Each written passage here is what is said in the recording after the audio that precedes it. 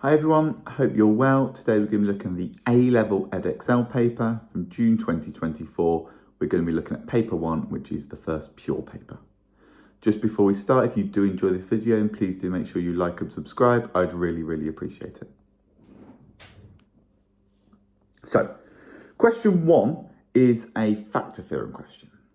And we are told that x minus 3 is a factor in this case. So what we need to do is we know that if x minus 3 is a factor, then that implies that g of 3 is equal to 0. If we know g of 3 is equal to 0, we can substitute that value of 3 into the expression and find what it is equal to 0 in terms of k in this case, and therefore we can find what k is. So all we're going to do is we're going to say, well, g of 3 therefore is equal to 3 lots of 3 cubed minus 20 lots of 3 squared plus 3 lots of k plus 17 plus k, and we know that that whole thing is equal to 0. Then we can obviously multiply out. I'd recommend using your calculator definitely for the first two terms, and I got 81 minus 180 plus 3k plus 51 plus k is equal to 0, and then I can say, well, therefore 4k is equal to 48, which means k is just going to be equal to 12. I can double check that by substituting it back into the equation, remember, and just making sure that I still get that x minus 3 is a factor. Question 2, we are looking at a binomial expansion question. So the first thing we need to consider is it is a fractional power, therefore we're going to be using the second binomial expansion formula, which is obviously the 1 plus nx plus n minus 1x squared over 2 factorial, etc. So we're going to be using that formula because of the fractional power. So we want to find the first 4 terms. So we already have 1 as the coefficient. So remember, if we're going to use this formula, this has to be a 1 here. If it's not a 1, then you need to take it out as a factor. But we're okay in this case. So it's just going to be, in this case, n is a half, and my x is minus 9x. And then we can go from there. So that means, therefore, my expansion is going to be 1 minus a half times 9x plus a half times minus a half times 81x squared over 2 factorial. And that final term is going to be plus a half times minus a half times minus 3 over 2 times 9 to the power of 3 x cubed over 3 factorial. And then we just need to go ahead and simplify that expression. So it's just going to become 1 minus 9 over 2 x minus 81 over 8x squared minus 7 to 9 over 16 x cubed, and that will be our expansion for that. Part B of question 2, we're asking to find whether we should use something in the expansion to find an approximation for root 3. Now remember, when we're using this formula, we've got to consider that the mod of that value of x, so in this case minus 9x, has to be less than 1. Okay? In this case here, that obviously just means the mod of 9x has to be less than 1, which means x has to be less than the mod of a ninth. Okay, so it can be between minus a ninth and a ninth. Therefore, if we're substituting 2 ninths in, that obviously cannot happen because it's not within our range. Because it is only valid between x being less than the mod of a ninth.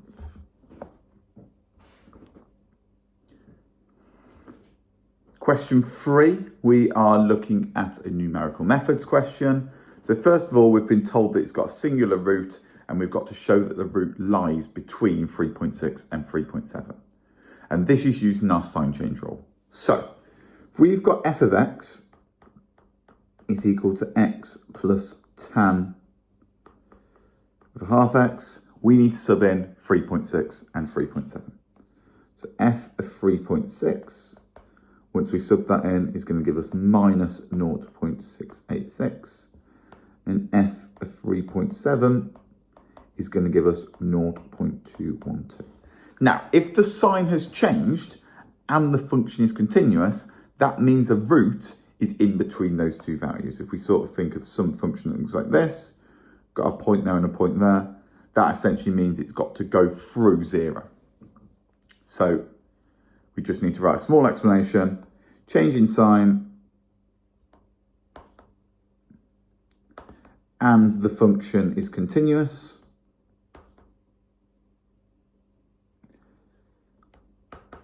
Therefore, there is a root between 3.6 and 3.7. Part B, we are asked to differentiate that function, so that's just going to be using our basic differentiation rules. Just bear in mind, if you're differentiating tan, for any trig function other than sine or cos, it is in your formula book. So you might know it as sec squared, but if not, you can refer it back to it in your formula book. Part B, if I've got f of x plus tan of a half x, that means my differential is going to be 1 plus half of sec squared half x, just there. Part C of question 2, we are now using Newton-Raphson. Now, Newton-Raphson is again a formula that's given to you. Newton-Raphson follows this formula here. And it's a type of iteration. So, it's just going to be xn minus f of xn over f dash of xn there. Okay, we've now got the differential. We know what we're starting with, so we've been asked that we start with 3.7. So all we're going to start with is we're going to sub 3.7 into this expression. So my first one is 3.7, that's my first approximation. To find the second value, I'm going to sub 3.7 into that equation, which means subbing it into the differential and into the function. So in my calculator, I'm going to store that as my answer. And then from there, I am just going to substitute it in. So what I put in my calculator for x2 is going to be 3.7 minus f of 3.7 over f dash of 3.7. What you should be writing in your calculator for this, because that's now stored as answer, is technically x2 is going to be the answer minus the function that we had. So minus ants plus tan of a half of answer all over 1 plus a half of sec squared of a half of answer. And if you store it like that, then you can find your first iteration just like that there. If you were to then do it for more values, it doesn't ask for it in this question, but if you then to do it for more values, you could just keep hitting equals and keep hitting equals. And that will get me that x2 is equal to 3.672, and that would be a solution to that question there. Question 4, we are using differentiation from first principles. Just remember that the formula for the differential of first principles is as follows. So f dash x, as h tends towards 0, is f of x plus h minus f of x all over h. Now just remember, when you are doing a differentiation by first principles, it's always going to be something that you know the answer to, or it'll tell you. For example, you should know off by heart straight away that x squared obviously differentiates to 2x, but it tells us anyway, so we'll know whether we're on the right track or not. So, first thing I need to do, again, I'm always going to state that h is tending towards 0, so every single line I write down, I need to make sure I notify that. But I'm just going to substitute in the values. So that's just going to be x plus h all squared minus x squared all over h. Again, I'm stating the limits h tend towards 0. I'm going to expand that. So that's x squared plus 2xh plus h squared minus x squared all over h. We can see the x squareds are going to cancel. And that's just going to leave us with 2xh plus h squared all over h, which is just going to be the limit as h tends towards 0, 2x plus h. And as h tends towards 0, that means that it's just going to be 2x, which is exactly what we're looking for. Question 5, we've got our functions question. The first thing we've been asked to do is differentiate the function. Now, we've been asked to use quotient rule, and we know it's quotient rule 1 because it's in a fraction, but 2 because we've got the denominator squared. Just a reminder, quotient rule is given to you in your formula book. So you should know, assuming we've got something that's u and v, then the differential is going to be v du minus u dv all over v squared. Okay, so in this case here, 2x minus 3 is our u, and x squared plus 4 is our v. What I'd recommend you do first of this is actually write that out. So 2x minus 3, therefore du is going to be 2. And then v is x squared plus 4, therefore dv is 2x. And then I can substitute those values into that equation there. So that's just going to be 2 lots of x squared plus 4 minus 2x lots of 2x minus 3 all over x squared plus 4 all squared. We know our denominator is correct there, that's fine. All we then need to do is we just need to simplify that numerator.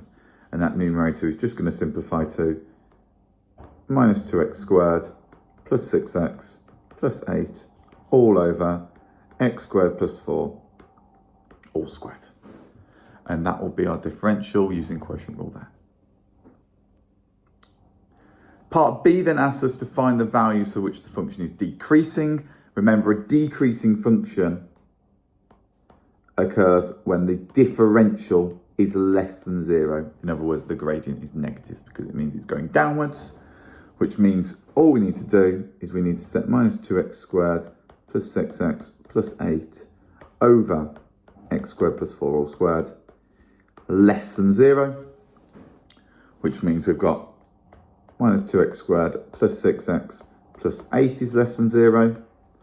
And therefore that means, if we think about this, we've got the x plus 1 and x minus 4 is going to be less than 0.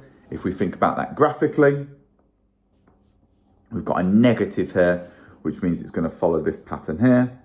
That's going to be minus 1, and that's going to be 4. And just by using a quadratic inequality, we can find the range of values here is going to be when x is strictly less than minus 1 or when x is greater than 4.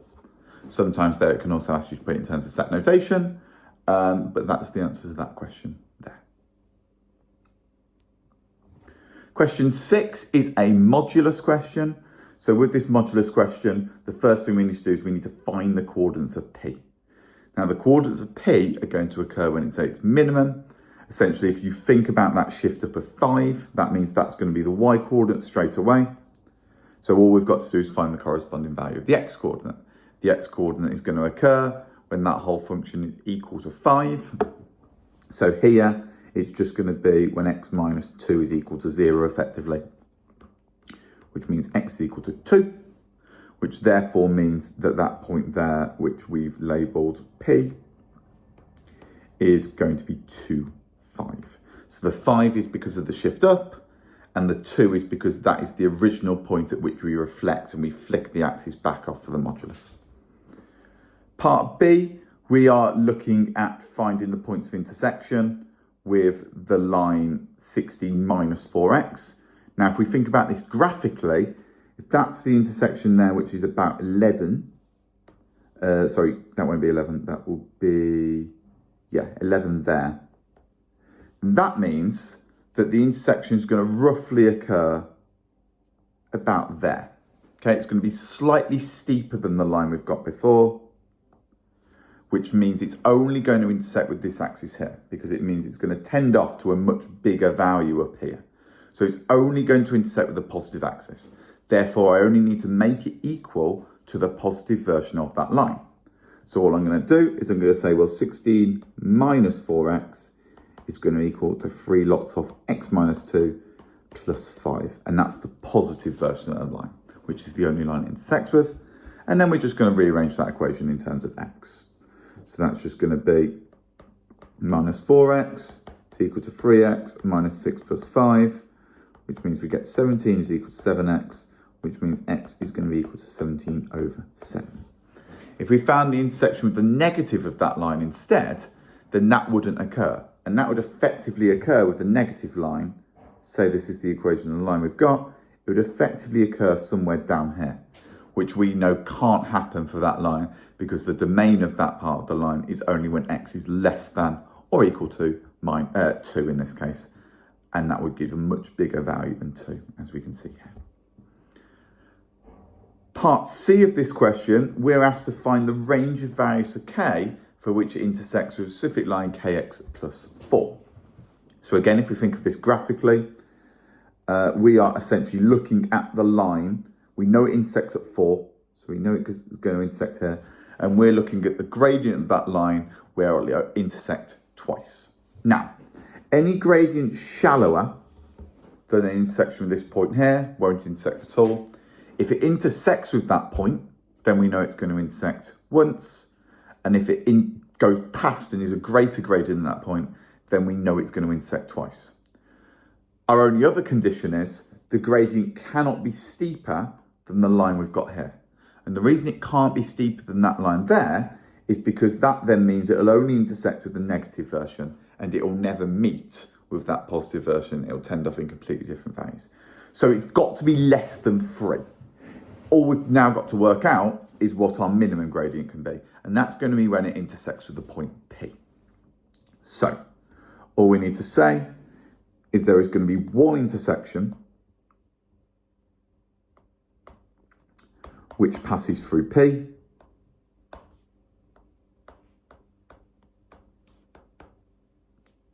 And then we need to substitute that value of P into our expression to then get what the value of K would be there. So it's just going to be P is 2, 5, of course. So we're going to substitute that into the equation of our line. So we're just going to have 5 is 2K plus 4. That tells us that K is a half. So essentially, if the gradient of this line where K is a half here, that means it's just going to intersect with it. So we can't include that value because it's only going to intersect once.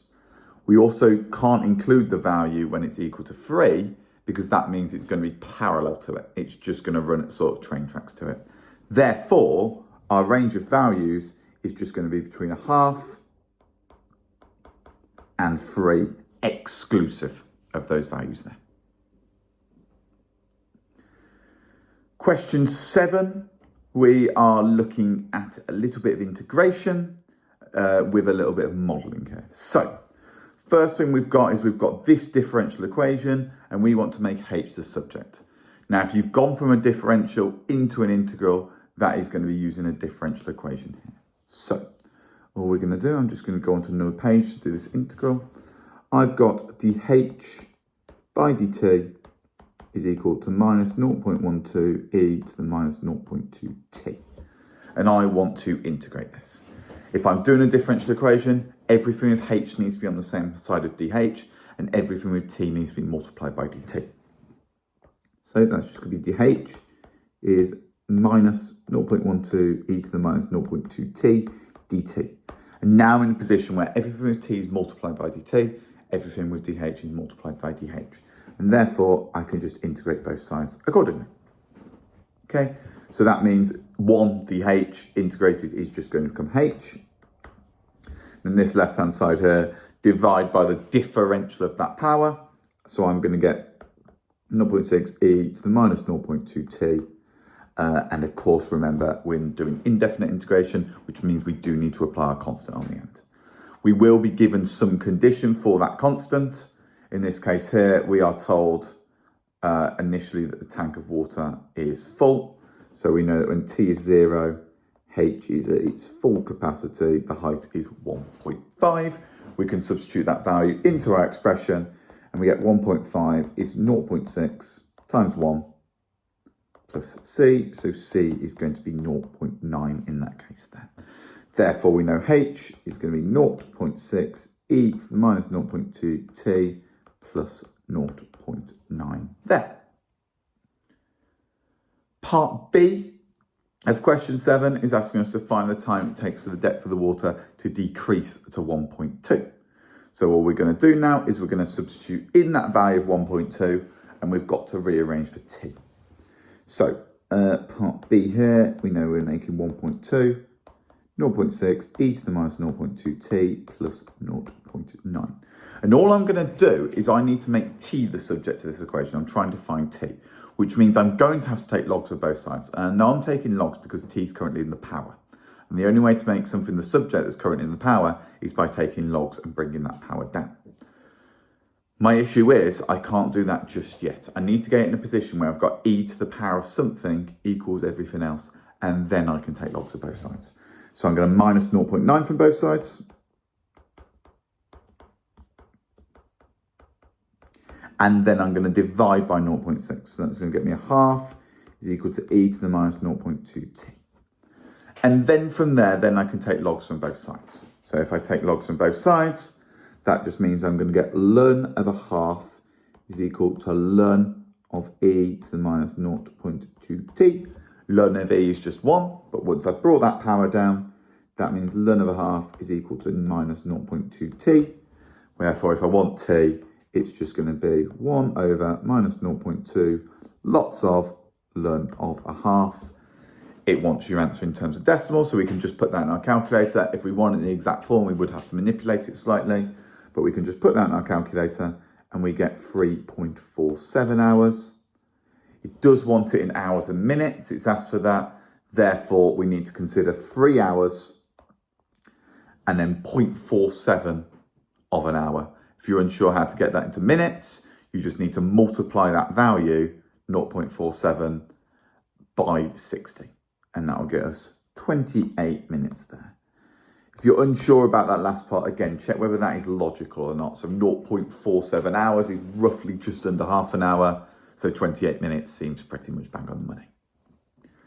Part C, we are asking, according to the model, the height of the hole from the bottom of the tank.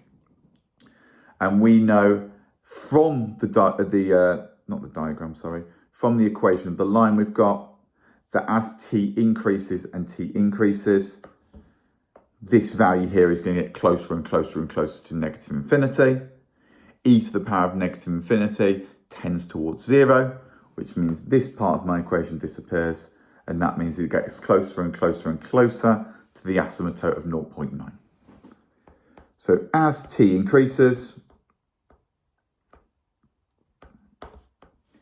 h tends towards 0.9 meters. So that will be my answer to that part there. Question 8, we've got another functions question actually. So the first thing we need to do is find f of g of 2. Now, there's technically two ways of doing this. We can find f of g of x, and substitute that into our expression, or we can find g of 2 and then substitute the value of g of 2 into our f. In this case here, we're going to use the second one. The only case where you'd need to use the first one is if it asks you to find f of g of x first, and then you can just substitute the value of 2 into that expression. But in this case here, we're going to find g of 2 and substitute that value in. So we're just going to find g of 2, which is just going to be 5 over 4 minus 9. So we know that g over 2 is going to be minus 1. And therefore, that means f of minus 1, just by subbing that in, is just going to be 4 minus 3 lots of minus 1 all squared, which is just 1. So f of g of 2 is actually just 1. Part B, we are asked to do the inverse function of something. So there's 3 steps to the inverse function. The first thing we need to do, I'm just going to do it on this page here. The first thing we need to do is we need to make y the subject. So that's going to be y equals 5 over 2x minus 9. So I'm going to replace my f of x with y. Then what I'm going to do from there is I'm now going to rearrange to make x the subject of that equation. If I want to make x the subject that's currently in the denominator, I need to multiply through by that value. So that's again y multiplied by 2x minus 9 is equal to 5. If I'm still making x a subject, I need to expand. So I'm going to get 2xy minus 9y equals 5. If I want to make x a subject, I need everything with x on one side, everything with everything else on the other side, just like you would at GCSE. So I'm just going to add 9y to both sides. And then from there, I'm just going to divide through by that factor, which is 2y in this case. So I've got x is 5 plus 9y divided by 2y. Therefore, all I need to do now is make my x's my y's and my y's my x's, just as I would in an inverse function. So that's now going to become my f is going to change to g to the minus 1 of x, because that's the name of our function. And the y's are just going to change into x's. So with this first stage, change your g of x into a y. Part 2 is the only bit that involves any actual manipulation in terms of mathematically. You need to then make sure that you make x a subject, and then you can change your x into the inverse function and change your y's into x's. And that's the inverse function there. Part C, we are asked to find g of f of x. So we're asked to find a composite function. Okay. So if we're asked to find the composite function of something, we need to sub the value of f of x into the value of x of g in this case. So g of f of x is going to be 5 over 2 lots of 4 minus 3x squared minus 9. So you can see we've just replaced the value of x in our expression with f of x there. From there, we then need to determine, in fact, we can do a little bit of manipulation with it, a little bit of expanding. So I get minus 6x squared minus 1, which I could then potentially take out as a factor, actually. So that just becomes minus 5 over 6x squared plus 1. From there, we then need to work out the maximum, the range of values of g of f of x. And this is really, really important. The smallest value that we can have in the denominator of this function is 1. And we know that the smallest value we can have is 1 because when x is 0, we get that g of f of x can be minus 5 for that value. So what we've got is we've got when x is 0, g of f of x is equal to minus 5. And therefore, as that value gets larger and larger and larger, it's going to get closer and closer and closer to the denominator being near infinity, which means the entire function is going to get closer and closer and closer towards 0. So my answer here is just going to be between minus 5 and 0. And that's because my upper limit can be minus 5, so that value can be minus 5, but g of f of x can never equal 0. It will just tend towards 0. Hence why that value there is not including that as well. For part D of this question, we have got to find the range of values for which f of x is equal to h of x here. So we know f of x is 4 minus 3x squared, and we know h of x is equal to 2x squared minus 6x plus k. And we just want to find the range of values for k for which this works for. Because we've got a quadratic, what we want to do is we want to say equal to 0. So I'm just going to get 5x squared minus 6x plus k minus 4. And I'm just going to consider that k, because it's a constant, I'm just going to consider that as one function in itself. If we're looking for where it works, we're looking for where no solutions are. That means we're looking when the discriminant of that function is less than 0. So b squared minus 4ac is less than 0 because we're looking at be no real solutions. So what we're going to do there is we're just going to sub that function into the discriminant. So that's going to be minus 6 all squared minus 4 times 5 times k minus 4. and that's going to be less than 0. And then we just need to rearrange our function. So we've got 36 minus 20k plus 80 is less than 0, which means we've got 20k is going to be greater than 116, which means k is going to be greater than 5.8. So any value greater than 5.8 there for k will mean that we don't have any solutions between our two lines there.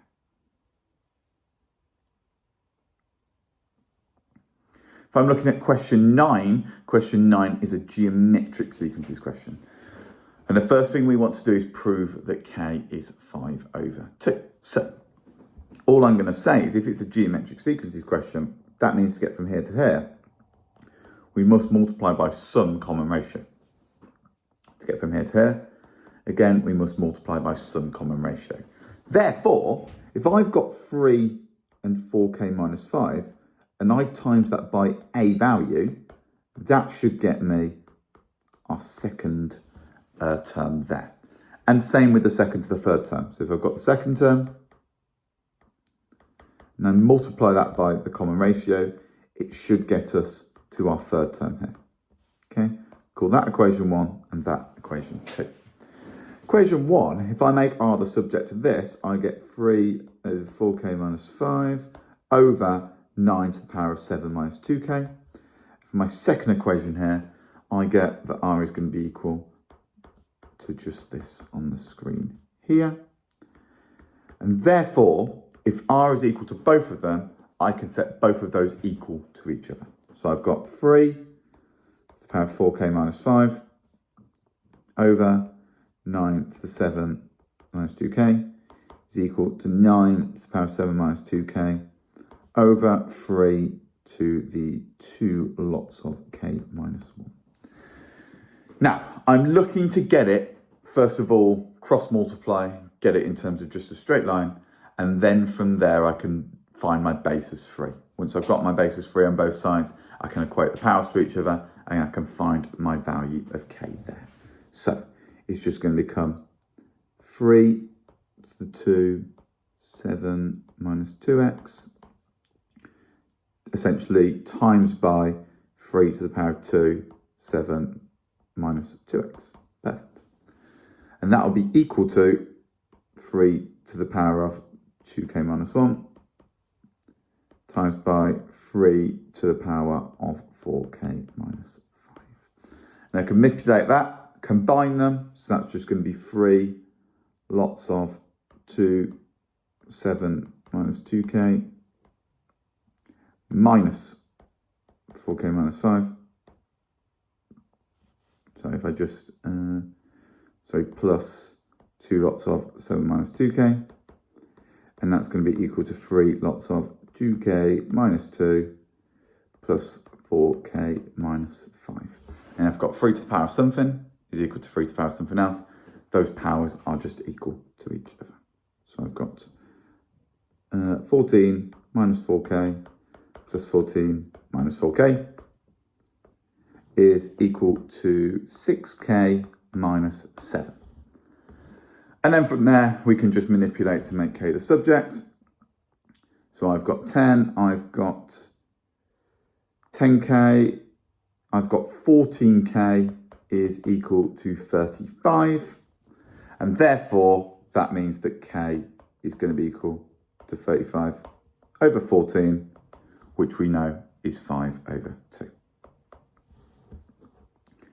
Part B of this question, we're therefore asked to find the sum to infinity of this geometric sequence. Now remember, the sum to infinity of a geometric sequence is a over 1 minus r. So I need to find what a and r are first. Okay. If I find my first term, my u1, which is equal to a, then that means that it's just going to be equal to 3 to the power of 4 lots of k, which is 5 over 2, minus 5, which is just going to be equal to 3 to the power of 7, which in this case here is 343. If I then want to find my second term of the sequence, let me just quickly use that there. If I want to find my second term of the sequence, then I need to substitute that same thing into the second term. So my u2 in this case is going to be 9 and then 7 minus 2 to the power of 5 over 2, which just means 9 is going to be equal to 81 because it's going to be 9 to the power of 2. And therefore from there, if I know my first term is 243, sorry, that's 243, not 343. And my second term is 81, then that means my common ratio is going to be a third. Remember the conditions to use the sum to infinity, and this is in your formula book, is that r, or the mod of r, has to be less than 1. So in this case, we're able to use our sum to infinity because r is equal to a third. And then we can just substitute our values in. So we know the sum to infinity is just going to be 243 over 1 minus a third. And therefore, we know that's just going to be 729 over 2. Question 10, we've now got an integration question. And we know we've got an integration question because we're finding the region between a curve. So, the first thing we need to do is we need to find the x-coordinate of 4. So all we're going to do here is we know that that's going to occur when we've got y equals 8x minus x to the power of 5 over 2. And we know that's going to be when that function is equal to 0. So it's going to be x, 8 minus x to the power of 3 over 2. And therefore we know that x minus x to the power of 3 over 2 is equal to 0.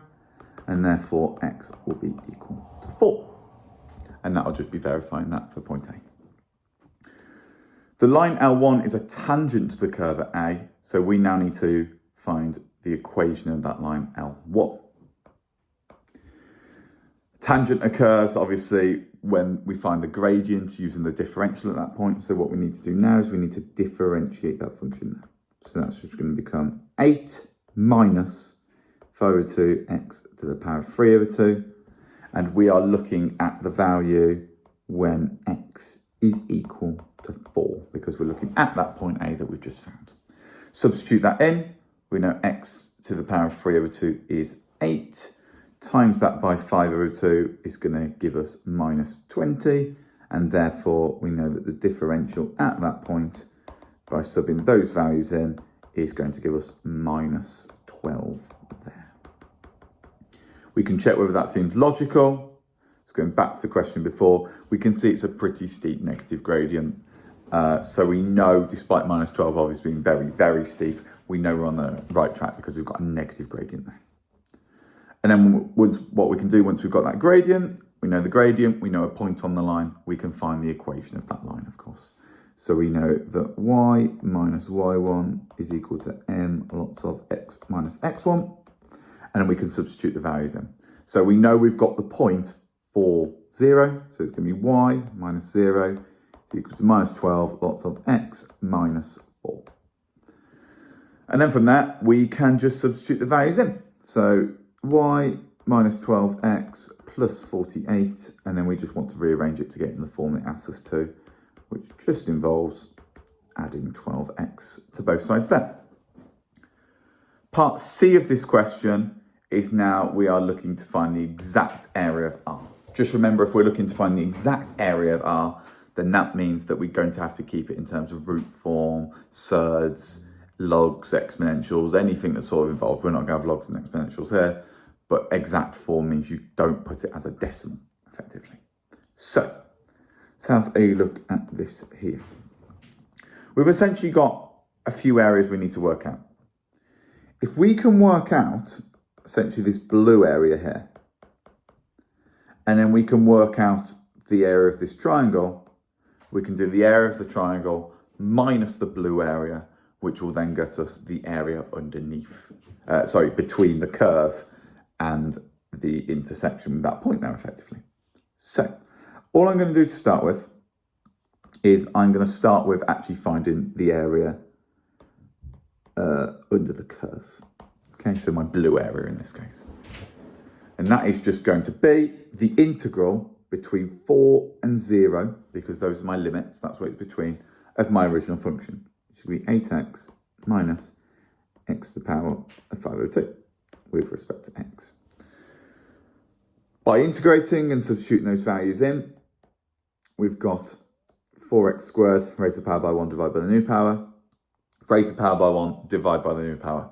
Dividing by 7 over 2 is the same as multiplying by 2 over 7. And we know that's between 4 and 0. All we've then got to do is substitute those values in. So that's just going to be equal to 4 lots of 4 squared minus 2 over 7 lots of 4 to the 7 over 2 minus 0, effectively, because both of those terms, when you substitute 0 in, are just going to give 0. And by putting that in our calculator, we get 192 over 7 there. Now what we need to do is we need to work out the area of that triangle. Now to work out the area of the triangle, we do need to first of all consider this vertical height here. We know that the base of this triangle is 4 because we know the distance between the roots is 4. It's just we need to work out this vertical height here. If we're working out the vertical height, we need to find the point of intersection between those two lines. So we know that L2 has the equation y equals 8x, and we know L1 has got the equation that we found in part B. So therefore, we are just looking at the intersection between minus 12x plus 48 is equal to y, and 8x is equal to y. And therefore, minus 12x plus 48 is equal to 8x. And that will get us the value that x is going to be 12 over 5, which then means our corresponding y value, sorry, that should be 48, not 4. Our corresponding y value, therefore, we need to substitute back into that expression. I'm going to substitute it into this one because it's a lot easier to manipulate. And therefore, I get that y is going to be equal to 8 multiplied by that. So that's going to be 96 over 5, effectively. Therefore, if I want the area of the triangle, it's going to be half the base, which is 4, times by that height of 96 over 5, which means we're going to get essentially double that value there. So that's going to be 192 over 5 lots of x there. If we then want to find the total area, well, the total area, or the area we're trying to find, is going to be the area of the triangle minus the area of the curve that we mentioned before. So all our final answer is going to be, it's going to be the area of the triangle, which is the 192 over 5, and we're going to minus that from the 192 over 7. Just put that in your calculator, no need to sort of make common denominator or anything, just put it in your calculator. It should give it you an exact form as 384 over 35 units squared there. And that'll be our answer to that integral there. Question 11, we've actually got another area question. This time we are using our circle knowledge, the fact that we've got arc area, sector area, that everything's sort of relating to that. So, the first thing I'm going to do here is consider the fact that I know the area of that entire semicircle. And I need the area of that entire semicircle because I'm going to look to minus this area here. So, let's first of all work out the area of the semicircle. That is just going to be half of r squared theta, which is just going to be equal to a half times by 5 squared times by theta, which in this case here is just going to be pi, because we're only looking at half of that there.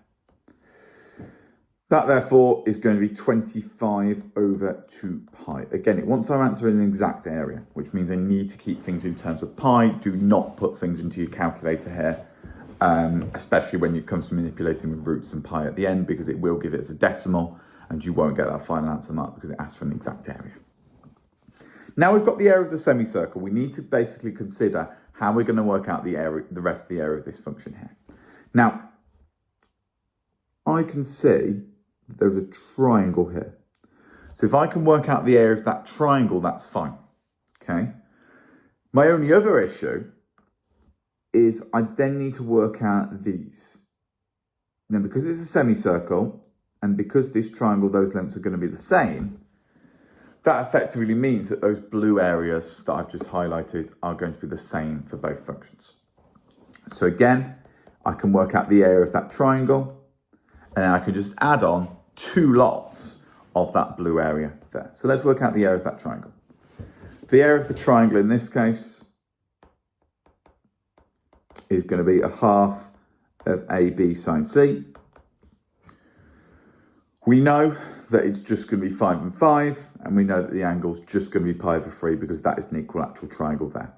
We know it's an equilateral triangle because we know that these are the same length, these 2 sides here, and we know if that is a radius, that is also a radius, and if A and B is the same as O and B, and everything's a radius, that means everything is a radius, including A and B, which means we've got an equilateral triangle. So it's just going to be a half times 5 times 5 times sine of pi over 3, which is going to give us an area of 25 root 3 over 4. And that's our red area there. If we then want the area of the segment, well, that's going to be the area of the entire segment minus the area of the triangle. So it's just going to be that whole sector there, and then I'm going to minus off that triangle, and that's just going to leave me with that sector there. And I need to do it once because, as we sort of discovered earlier, the blue areas are equal. So once I've got it once, I just multiply by 2 to get my final solution there. So the area of the sector in this case, or the segment, sorry, is just going to be the area of the sector minus the area of the triangle, which of course we found before. So all we're going to do here is we're going to say, okay, well, the area of the sector is going to be half times 5 squared times pi over 3, because we're still using half, times r squared times theta. And then we're going to minus off from that the area of the triangle we've just found, which is 25 root 3 over 4. We find the exact area of this one, remember, because that's what we're looking for. That's just going to be 25 over 4 times pi over 3. So we've just got to consider that as 25 pi over 2 times 3, which is 6. And then we need to minus 25 root 3 over 4 from that. Just remember, you've got to keep it in exact form. So even though this looks quite messy right now, it's got to be kept in that form to get the solution. From there, all we need to do is we then need to discover what that area for R is. So the area for R in this case is going to be that entire semicircle minus the triangle and then minus 2 lots of that sort of blue area of that segment there. So the area of R is going to be the area of the semicircle minus the area of the triangle minus 2 lots of the area of the segment there. And we can just put that in. We've just got to manipulate it in an exact form. So that's going to be 25 pi over 2 minus 25 root 3 over 4 minus 2 lots of this entire section here. So 25 root 3 over 4. With a bit of manipulation, we can get it into this form. So I'm going to first of all expand this bracket. 25 root 3 over 4. That's going to be minus 50 over 6, or I can consider that as 25 over 3. And then that's just going to become plus 25 root 3 over 2. And then I can combine all my areas. So that's going to be 25 pi over 6. And that's going to be plus 25 root 3 over 4 centimetres squared there. And that'll be my solution to that. Just one final reminder, if it says exact form, please make sure that you keep it in that exact form and you don't just put a decimal. Putting a decimal there won't get you the answer mark at the end. Question 12, we are looking at a harmonic trig function. We know it's a harmonic trig function because we're looking at it in the form of r cos theta plus alpha or any variant of that. So the first thing I'm going to do for the first 3 marks is I'm going to find what my k in this case is and alpha. So to do this, I am going to write out my expression first. So from the formula book, sorry, it's k not r. From the formula book, I am going to write out the expansion for cos theta plus alpha. So that's going to be k cos alpha cos theta minus k lots of sine theta sine alpha. I now need to compare that to the values that I've got here. So I've got 140 cos alpha minus 480 sine alpha. And we know that's equivalent to k cos alpha cos theta minus k sine theta sine alpha. And what I need to do is I need to equate the coefficients.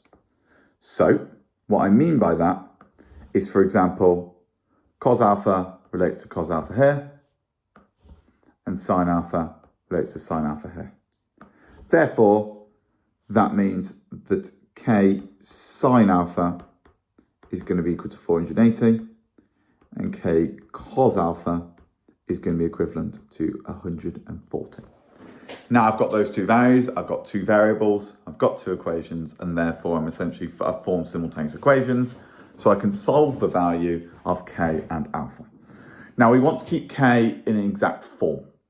So if we want to keep k in an exact form, we need to make sure we use the trig identities. So the first thing I'm going to do here is I'm going to say, well, that means that k squared is going to be equal to 480 squared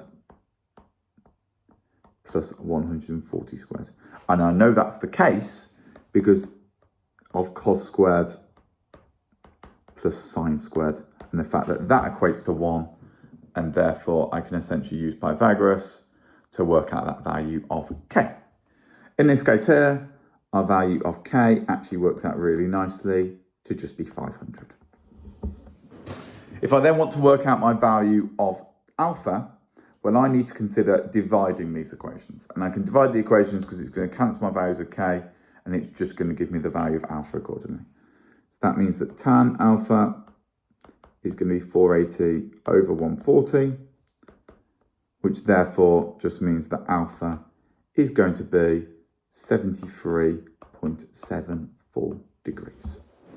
Therefore, my harmonic form is 500 cos of theta plus 73.74. For part B, we are looking at the complete equation now given the model. So we can see that the model, in this case here, is some variant of what we've done up here. Okay, it's first of all, it's got this extra a term, but also the fact that it's just changed theta for 30t. So we can rewrite this now in terms of the model. So in terms of the model, it's just going to be that r is equal to a. We don't know what a is. We're going to find that out in a minute. Plus 500 lots of cos 30t plus 73.74. So manipulate it into that equation, but also make sure you change your value of theta into that value of t. If we know the maximum value of r is 1,500, well, we know that the maximum that this can be is 500, because we know the maximum value that cos can be is 1. And therefore, well, that means that 1,500 must be equal to a plus that 500. And therefore we know a is equal to 1,000 there. Part C, we are asked to find the minimum value, and we want to find that minimum value there. So we know that the minimum value will occur when cos is equal to minus 1, because that's the range of values cos can be. So we know the min occurs when cos of that function of t is equal to minus 1.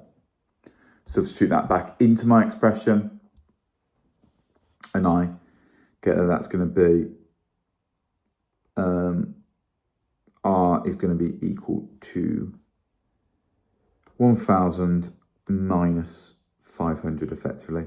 So the value of R is going to be 500. And we know that that's going to occur when that cos function is equal to minus 1. So if we're looking for the value of t for which that occurs for, then that means cos of 30t plus 73.74 is equal to minus 1. And then we need to rearrange that to find the value of t. So we know that 30t plus 73.74 is going to be equal to 180. If we do inverse cos of minus 1, that is just going to be 180 degrees. Then we can minus 73.74, divide by 30, and we get that our value for t is 3.54. Now, if we're told that it's in the middle of April, well, 3.5 months into the year is mid-April. It's roughly just a little bit past mid-April. This might be slightly confusing, but if you consider t is 0 as the 1st of January, which this model does, then that means when t is 1, that's going to be the 1st of February. So when t is 2, 1st of March, t is 3, 1st of April, and therefore we're looking about halfway through that month, so that works pretty perfectly there. So approximately 3.5 months in is mid-April. Therefore, the model is definitely suitable. If we look at the final part of this question, we're now looking to find the number of rabbits in the wood after t months. So all we're going to do is we are just going to substitute that value into my expression to get that value after, we want when the number of rabbits in the wood at time t months. We know it's at its minimum after t months there. So we know that the foxes will occur with this model here.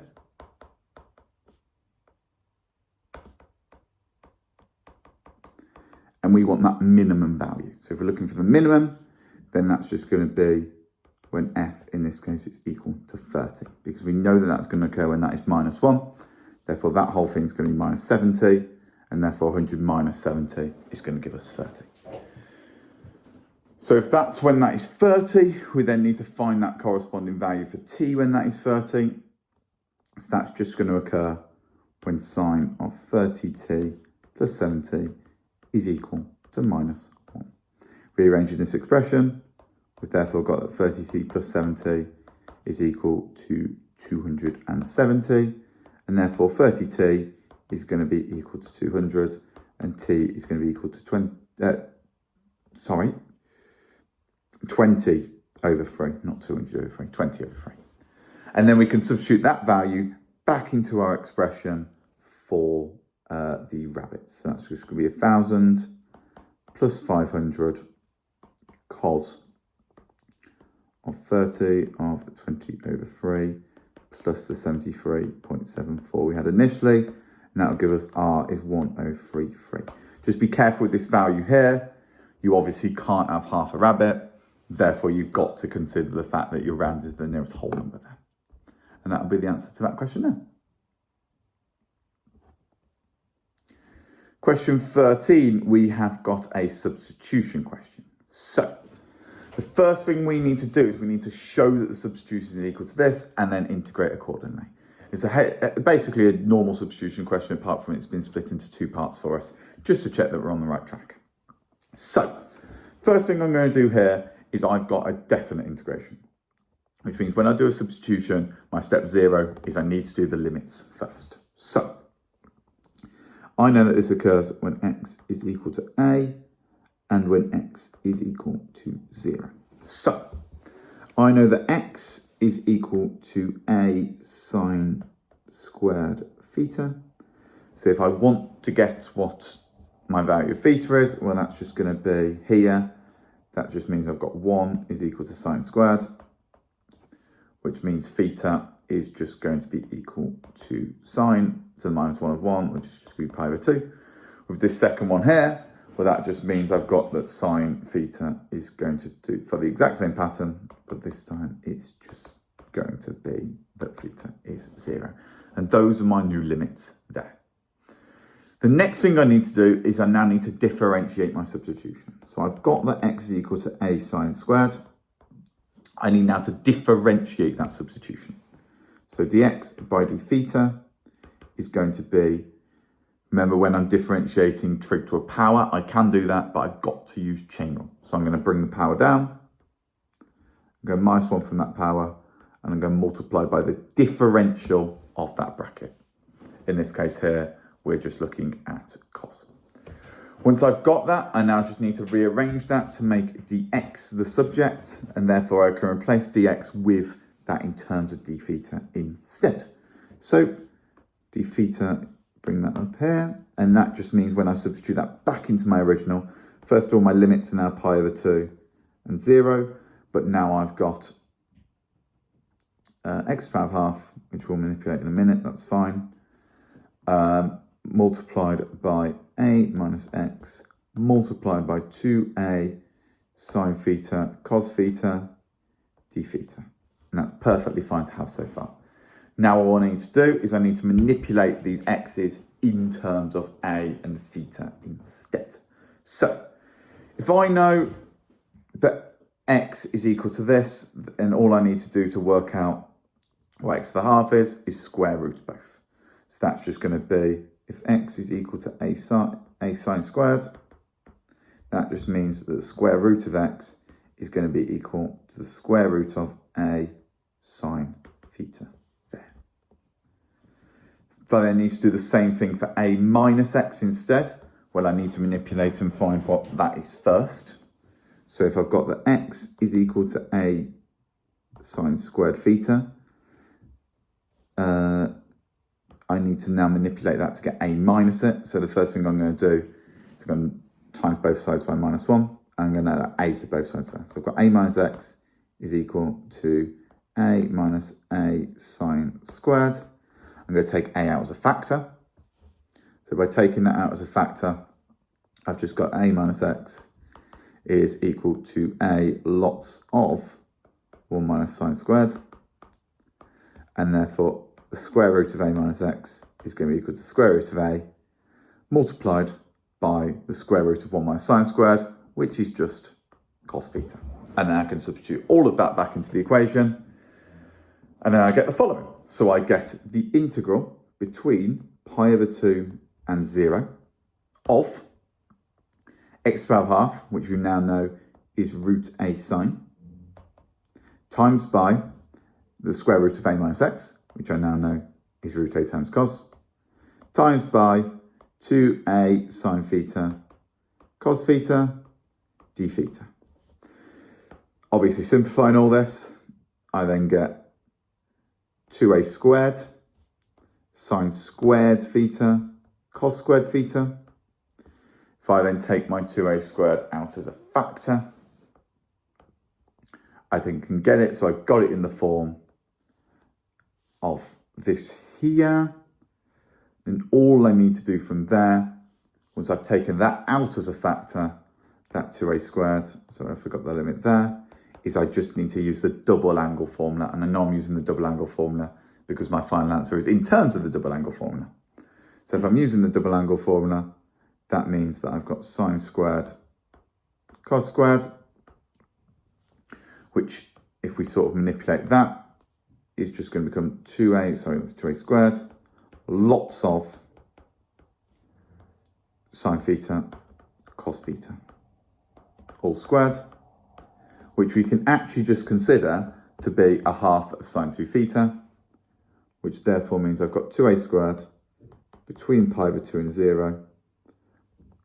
Taking that out as a factor, it's going to be a quarter of sine 2 theta there.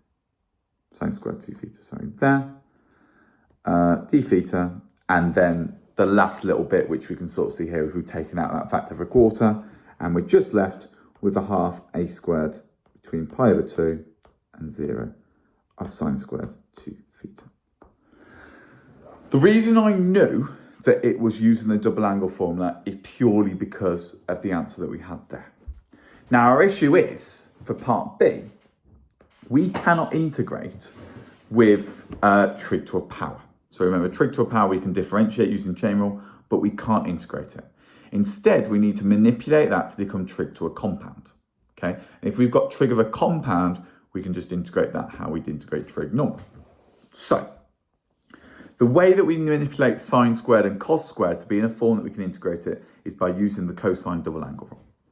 So the cosine double angle rule, if you remember, is going to be that cos 2a is 1 minus 2 sine squared a. And I know I'm using that form of it because I've got sine squared in my expression there. Remember, there's obviously the three forms. There's 2 cos squared minus 1, cos squared minus sine squared. We are very clear using 1 minus 2 sine squared here because of the form we've got our answer in. So all I'm going to do is I'm going to manipulate that to get it in terms of cos, but this time instead of a, I'm going to be using 2 theta. So that means I'm going to have that sine squared 2 theta is going to be equal to 1 minus cos 4 theta all over 2, which is perfectly fine. That's perfectly fine to integrate. So now we're in a position where we can integrate that because we've got it from a compound to a power. From a power to a compound. So then all I need to do, substitute these values in. So it's going to be a half minus a half of cos 4 theta. I've written it slightly differently. Notice how I haven't written it as divided by 2. I've written it as a half times by it. And that's because it's going to really help when we're doing our integral. So now I'm in my form where I can integrate it. Obviously a half just integrates to theta over 2. I think that's fine. But this term here is going to integrate to sine 4 theta. Remember, we divide by the differential of that bracket. So in this case here, it's going to be 2 times 4, which is 8 sine 4 theta there. And we're doing that between our limits of pi over 2 and 0. Remember, when we've got stuff in terms of trig and exponentials and logs, subbing in 0 doesn't necessarily mean the function's always going to equal 0. In this case here it does because it's for sine, but just remember if it's cosine or any other trig function potentially, or even in terms of exponentials, definitely, having a limit of 0 doesn't necessarily mean that it's going to manipulate into that. So, substituting those values in, like I said here, it actually does quite nicely. But we're going to have a half of a squared, and we're going to substitute those values in. So, half of pi over 2 is going to be pi over 4 minus 0, because sine of pi over 2 times 4, which is 2 pi, is 0. And then that's going to be minus 0 minus 0. So that all cancels quite nicely, and we end up just with half a squared times pi over 4, which just gets our answer as an eighth of a squared pi there. And that's a completely valid solution to that question there. Question 14, we are talking about a differential equations question. So, we are told that the rate of increase of the radius of the balloon is inversely proportional to the square root of the radius of the balloon. So, what I'm going to do this time is, as I say it out, I'm going to write down exactly what I'm interpreting from that. So, the rate of increase of the radius of the balloon, okay, so the rate at which it increases, rate refers to with respect to time, is inversely proportional to the square root of the radius, which therefore means dr by dt is equal to some scalar multiple over the square root of r there. By substituting in the values that we know, we can then find what that value of k effectively is. So, this is now part B where we're solving that differential equation. So just going to substitute in those values. So we know when t is 10, we know that the radius is 16, and we know the rate of increase is going to be 0.9. And therefore I can just substitute those values into this expression here, and that will tell me my value for k. So all we need to do is we need to say, okay, well, that means that 0.9 is equal to k over 4. And therefore, k is just 3.6. And now we've got an expression in terms of 3.6 and not k. So now I've still got dr by dt is equal to 3.6 over the square root of r.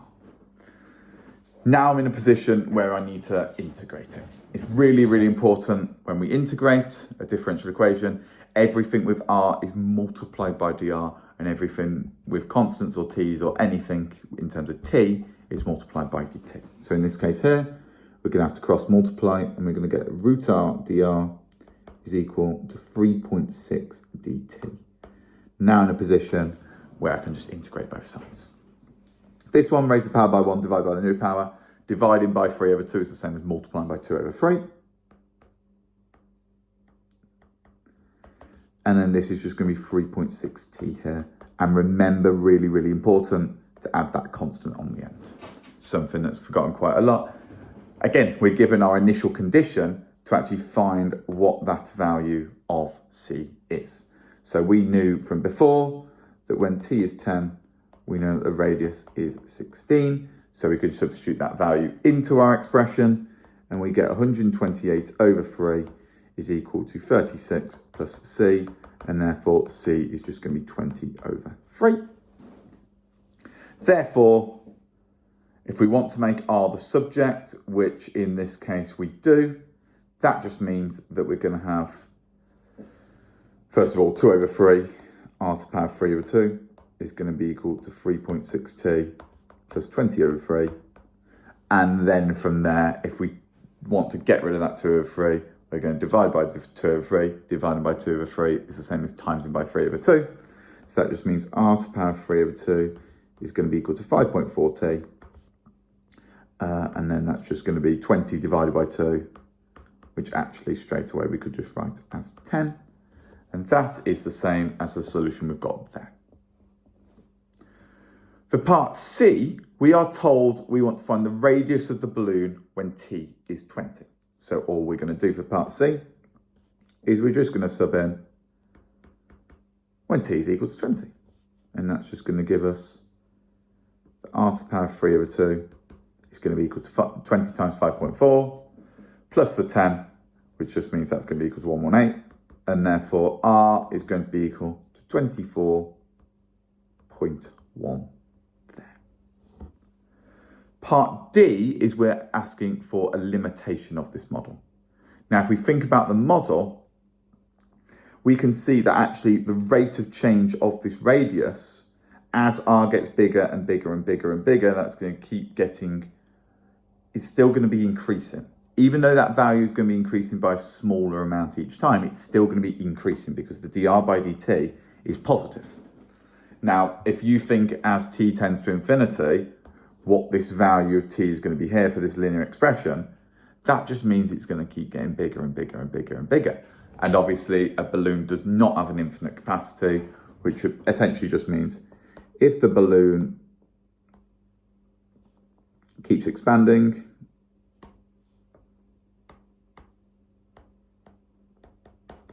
as t tends towards infinity, the balloon will eventually pop. And of course, if the balloon pops, that means the radius goes straight back down to 0. So that is not valid for that model up to that point. After that point, sorry. And that would be a solution to that one then. Question 15, we are looking at a proof question, looking at some proof by contradiction, but first proving something is positive. If you want to prove something's positive, then you need to essentially show for this quadratic here, there's always going to be greater than 0. It's always going to be above the axis. So we need to essentially show that the turning point is something that's positive. And if we can show the turning point is positive, then we can show that every single value will be positive, as long as we show that it is a minimum. So it's only 2 marks, so it's not going to need too much manipulation. But if I've got this sort of function here, let's just say I've got y is k squared minus 4k plus 5. To show it's positive for all real values, all I'm going to do is find the turning point.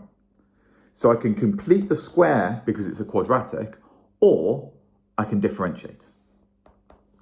So that's just going to be 2k minus 4, which essentially means when that is equal to 0, we know that k will be equal to 2. All we've got to now do is find that coordinate for y. So when k is equal to 2, we know that's going to be 2 squared minus 8 plus 5. So we know that's going to be at the point there where we've just got that y is going to be equal to 1. And then from there, we just need to show that that is a minimum value. So I'm just going to differentiate it again. And I can see that value is 2. Therefore, when k is equal to 2, so that should be k's. When k is equal to 2, that means that it is a minimum value because it's greater than 0. And therefore, we've proved that all values, if that's where the minimum is, when y is 1, then everything else has to be greater than that. So if y is 1 at the minimum, all values must be positive. For part B, we are asked to look at a proof by contradiction. So the proof by contradiction is there is no positive integers x and y such that that quadratic there, that circle there effectively is equal to 28. And we want to essentially use that student's proof below and show the calculations to complete the proof ourselves. So, assume that positive integers x and y exist such that this occurs. If 3x plus 2y is equal to 14 and 2x minus 5y is equal to 2, then we get these simultaneous equations here and we show that they are not integers. Now, our issue is we've got loads of different variations of how we can prove that. So they've proved the fact that that first expression, 2y is equal to 14, and that 2x minus 3y, and that's equal to 28. They've used the fact that that's 14 and 2. We've also got the case where this could be 28 and 1. And we've also got the case where this could be 7 and 4 as well. So this one's already been checked. We just need to then check for 28 and for 7 and 4 instead. So all we're going to do is we're just going to substitute in those values. So we know that 3x plus 2y is equal to 28. And we know 2x minus 5y is equal to 1. Substitute that in our calculator.